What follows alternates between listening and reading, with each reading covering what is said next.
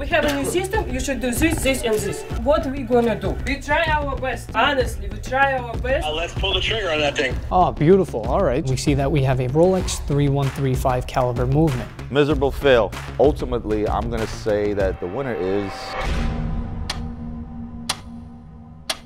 Guys, please don't forget, like, comment, share, subscribe, do all those wonderful things that help this channel grow. Let's get right into the video.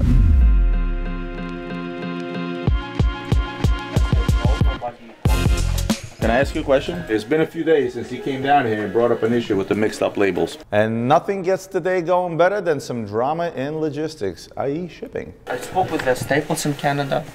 I tried to get somebody on the phone to explain where the package went actually from the Staples. Okay. So nobody contacted me back. I spoke with our representative. But this is like a pretty urgent situation. Like I would be on the phone every hour on the hour getting an update, because if you're gonna wait for them to call you back, you're gonna be waiting for another week. We send out numerous labels here, and sometimes a label gets double used, i.e. there's a mix-up in the communication where a label that was meant for someone else is sent to someone else. Это уже оговаривалось не единожды. Мы получаем имейлы, постоянно получаем имейлы, что ваши customers посылают не так. Alex, why you didn't check what you sent to your customer? Why are you guys sending it on WhatsApp? Like just send it. I don't know why it's happened. I'm not sure. Avi came and said, "Oh, we have a new system. You should do this, this, and this." It's a stupid. It's your new system. Don't listen them. Don't listen them. What we gonna do? We just like in a theater. Theater. Yeah, the public. I mean, we do what we're told. We try our best. We've all done. Honestly, we try our best. And just when I thought I was a big badass, Natalie came out of the woodworks, and I pretty much walked away with a tail between my legs because she already had it all handled and all figured out.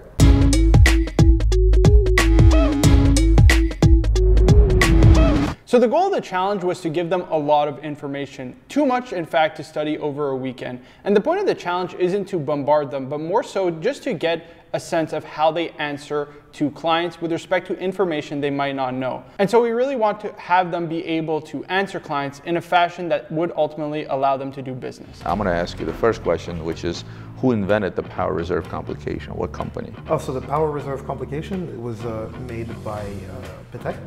No. No. Patek Philippe. Wow, that's 2 Patek Philippes in a row.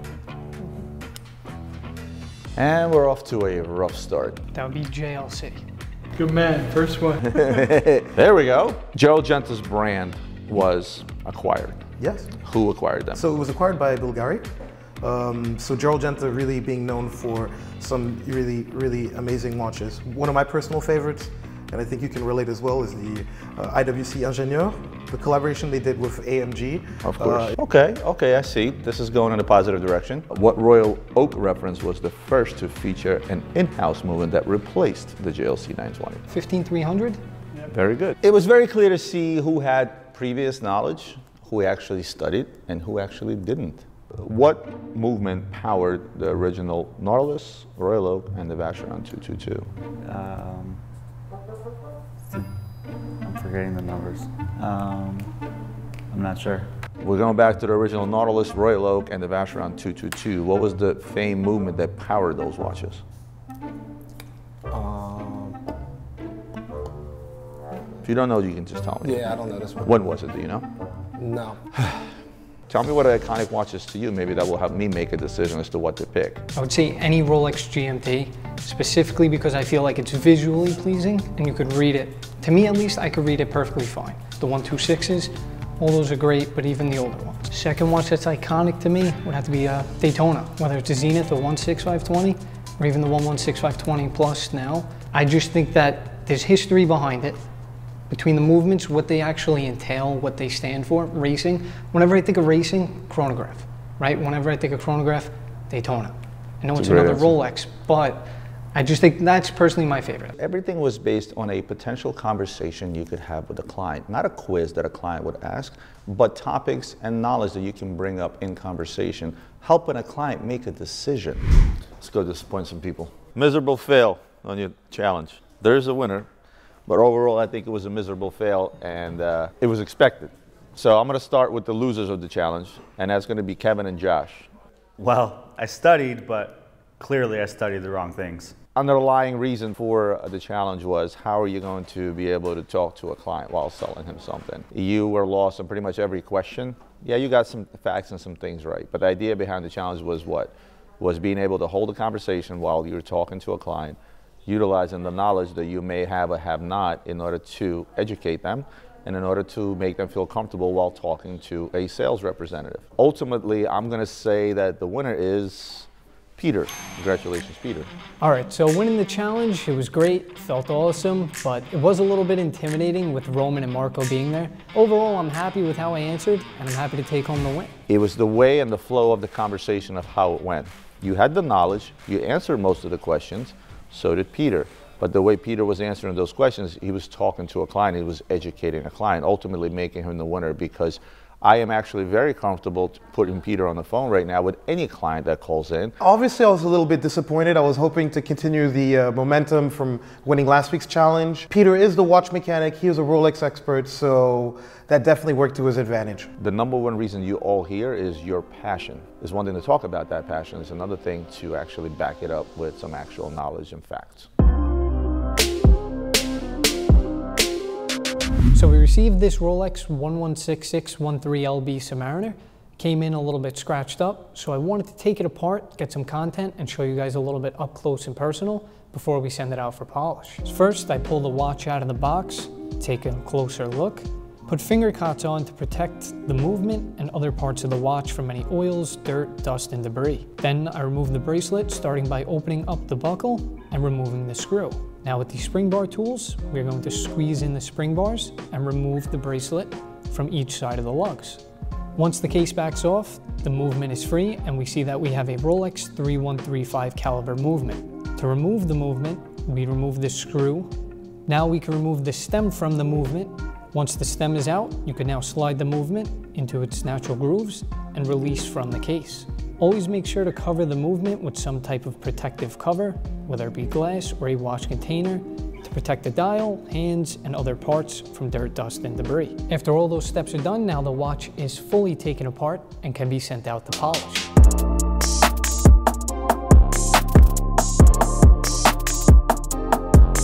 Yo, so this 24 that we got on consignment doesn't have papers? No papers. No, we can't even take it in on consignment. This makes no sense. So we received a ladies Patek 24 on consignment, and when we gave the original quote, it was under the assumption that the watch came with papers. Now naturally, since it didn't, we needed to cost adjust the price because ultimately it just wasn't feasible to be able to sell the watch at the price that we were consigning it for without papers. I didn't realize it didn't have papers, so we need to come back to him and see. I think we gotta shave $3,000 off to even consider it. Okay. Otherwise, Pateks without papers, especially modern stuff, it's impossible. Yeah, nobody wants to buy it. Yeah. Okay, I'll email him. No problem. Here's an example of a modern day Patek Philippe. Normally when these things don't have papers, older stuff, if it doesn't have papers, you can kind of get away with it. You can order archives if it's over 5 years old. But modern day stuff like that, not only to buy, but even to consign it for a high number doesn't really make any sense. It's very, very tough to sell without original papers, even though it's essentially new condition. It's got all the hang tags, links. I mean, it's just not possible. Come back to the client, apologize for our mistake, and see how we can come to a compromise. Especially somebody we do a lot of business with, so I'm sure you'll understand. Adrian, 5320G, only 80,000 consignment. Look, man, I mean, you got to figure if I could buy this watch on call for 88,000, right? I'm not even going to invest into it for 80,000 because it's not a 10% markup watch. Right. It takes a long time to sell that watch. I think the general consensus was it was going to be the next 5270p, but it's just not. Like I prefer the cream dial better looking watch, more visible. We got the 5320 Salmon in when it first dropped on consignment. I told the guy, I was like, hey, get it to me quick because the prices are starting to fall. It came out hot, came out heavy, there wasn't a lot on the market, and then they started dropping in price. So that's really my line of thinking. It still would be nice to get that inline perpetual. I want to get that one. That's my favorite perpetual calendar. So blue dial, right? Yeah. Blue dial perpetual. Let's just compare and contrast a few things here. For the same market price, you'd rather a inline perpetual than 5270G blue dial. I mean, I think it's a no-brainer. You get a 5270. Exactly. That's my line of thinking. That's like one of the things that we run into a lot of the time is like this or that. Yeah. You know, you want to tell people this and that, right? Mm-hmm. But if they're trying to make a decision on a watch of that magnitude, you know, $125,000, $130,000 perpetual from Patek, yeah, 5270. It's competitive. It's so competitive. I mean, I think the inline perpetual is super cool, but I kind of like seeing all the functionality in a perpetual. I think the inline is just novel, right? So that's all it is. It's brand new. It was never done before in a wristwatch. So guys, would you prefer the inline perpetual or the 5270G? Let us know down in the comments. So all 4 contestants are all very different. Starting with Kevin, you're down-to-earth local Philly boy. If you don't like this specific model, then you're right there. You could see the other options too. But bro, I'd rather you get it from me. I mean, we could talk more on Sunday when the Eagles are on, but if Christy's there, we can't talk about it. Although I don't have the most watch experience, I think out of this group of guys, I got the most passion and the most hustle. You're in my zip code now, so you could come get some sugar whenever you need it. All right. And then you have Dave, who's a very, very refined gentleman who speaks multiple languages and gives you that boutique-y feel, extremely well-spoken. So as we spoke, we were speaking about your dive watch. I think it would be a great opportunity to have it on our website. We're not buying watches outright, but what we do is we consign them. So what you'll have is you'll have the backing of all of our social media and all of our market presence, and it would basically be listed as a product on our website, okay? Merci beaucoup, Benjamin, et bon week-end. Merci, bonne journée. Merci, au revoir. Ciao. The call went well. We agreed on a price beforehand, and the client is willing to consign the watch. And then you got Josh, the New York City hustler. Right now, the 36mm Oyster Perpetual with the silver dial is going for around $8,000, and the Wimbledon 36mm two-tone with the fluted bezel is floating from 16 to 17. We could probably do like 15.5 best price. Those are wire pricing, 2% fee for crypto payment and a 3% fee for credit card payment. Oyster Perpetual sounds great, actually. If you were interested in the Wimbledon, I could probably get you down closer to that 15 mark, maybe like 15.25. Give me like 2 weeks, and then I'll call you, and then we're gonna get both of them. Amazing. Sounds good, Darius. You have my number. I'll save your number and I'll reach out maybe in 2 weeks. Thank you. Of course, bro. Talk soon. So originally the inquiry came in and he said he wanted 2 different watches, a Oyster Perpetual 36 with a silver face and a 36mm two-tone Datejust. When I got on the phone with him, he said he preferred the Datejust, and by the end of the call, he said he wanted both. So I'll give him a call back beginning of November in around 2 weeks. And he said he'll be willing to take both of them, so we'll see how it goes. And then you got Peter, also a shy and quiet guy, but very, very methodical in his approach. Hello. Hey, what's going on, Glenn? How are you? Peter, how are you, man? Good, good. What's going on? Let's pull the trigger on that thing. Oh, beautiful. All right, so let me get to work. Last night, I put out some calls for the watch. I've gotten a few responses, and my initial comment in terms of pricing seems to be accurate. So we're looking at mid to low 40s, but years are going to vary. Like I said, the watch has been discontinued for a few years now. Yeah, so we want it brand new, and we want it as new as you can find in that price point. Obviously, I know it's a sliding scale, but just do what you can. Absolutely, that's perfect. Would like new pass? Would that be okay with you? He's gonna want new, but I just won't tell him. And he's not gonna know the difference. So I'm actually so I'm okay with that. As long as it's full set, tags, I don't need stickers on it and shit like that, but as long as it's passable for new. No, absolutely. Listen, I have OCD with just about everything in my life, so condition is always a big factor in my life. I'll make sure to find you something, a mint unit, slider condition, or as I like to refer, like new. I'm gonna get all my pictures together today with prices, and we'll figure out which one fits the bill, and then we'll go from there, right, man? Okay, just give me a call back and let me know. Awesome, thanks, Glenn. I'll be in touch. Thanks, bro. Later. Beautiful. Let's put another sale in the books. Let's go get to work. We have to have the gloves on now because we don't want to scratch the merchandise. Never that. 𝗕𝗏𝗪𝗏 triple bridge tourbillon. It's a piece unique. Yeah, it was made popular by a YouTuber, I guess, made a reputation for it. It's not for everyone, but it's for some. Kyle was asking me what was on my desk, and he said, let's take it to the big boys. How about the fact that this is a piece unique? Original retail price was $1,650,000.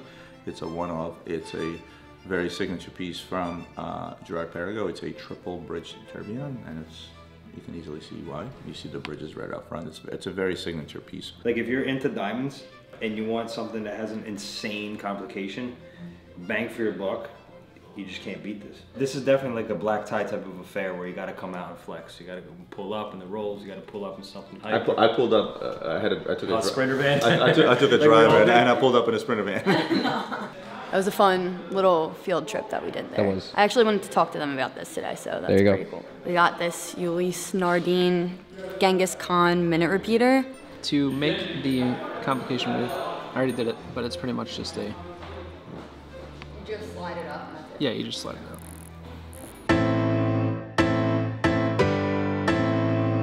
So this client came in wanting to sell a couple of watches, and I already saw off the bat from the pictures that he sent to me, some of them were very iffy, and then some of them were potentially very good. So I wanted to take them in and inspect them further. So this right here, okay, I can tell you right now, so generally speaking, with a Breguet watch, what you'll have is the number, right?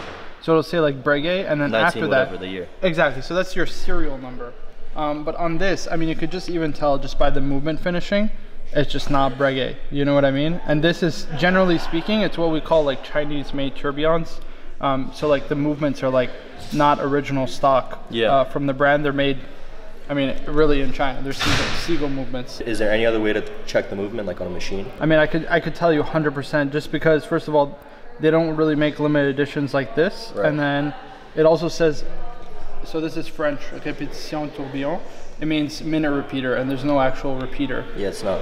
Yeah, so it's not a minute repeater. It is a tourbillon, but it's not a Breguet tourbillon. Okay. Per se. And then this is just like junk I found. It's probably worth more for the gold than the actual watch. But never even seen this, to be fair. So my grandfather was an older dealer, so it's a bunch of stuff I just came across. All the Rolexes and everything we had, they were pretty easy to sell, but this is the stuff that.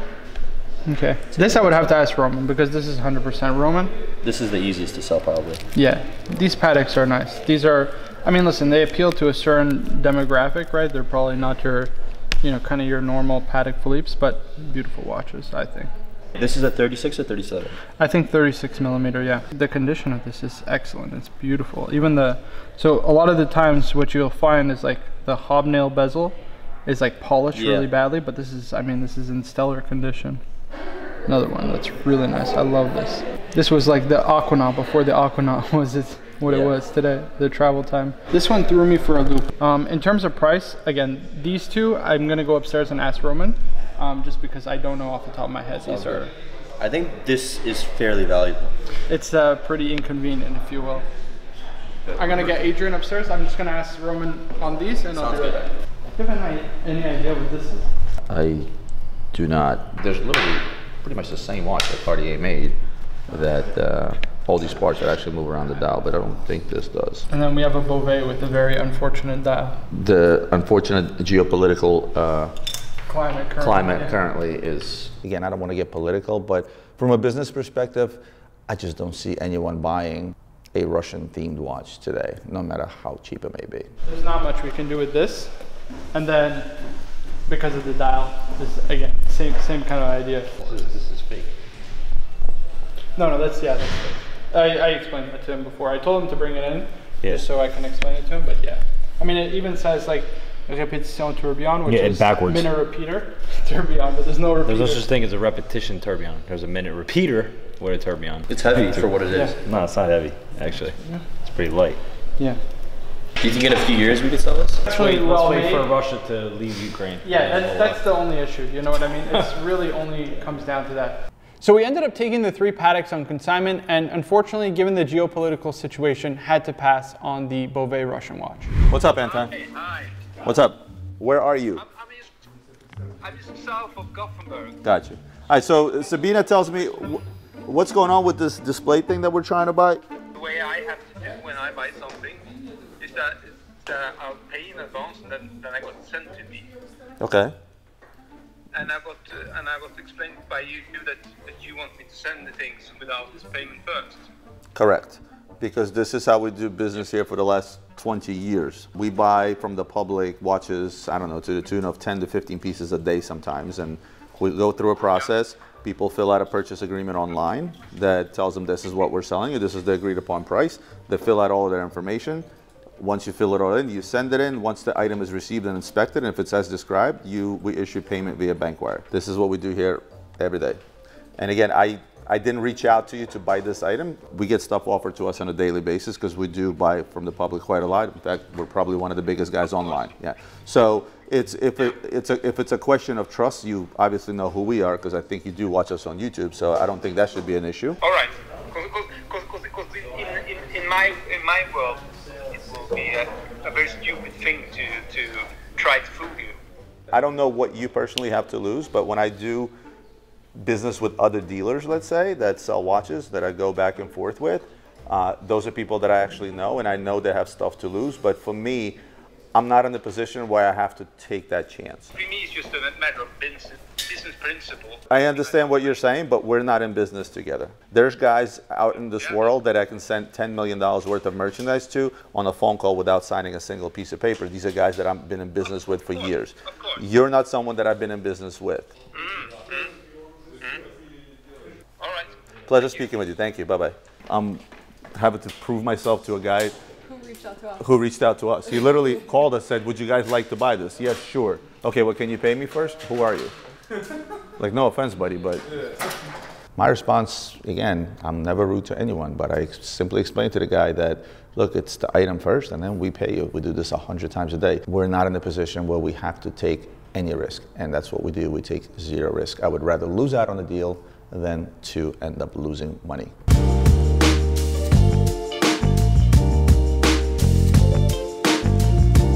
Systems, systems, systems. This is what we're all about here. Standard operating procedures and the system that help us run this ship. Sabina is in charge of customer service, and we had to have a workshop to allow the new guys to learn our systems and their power. Okay, so here I have the sales guide.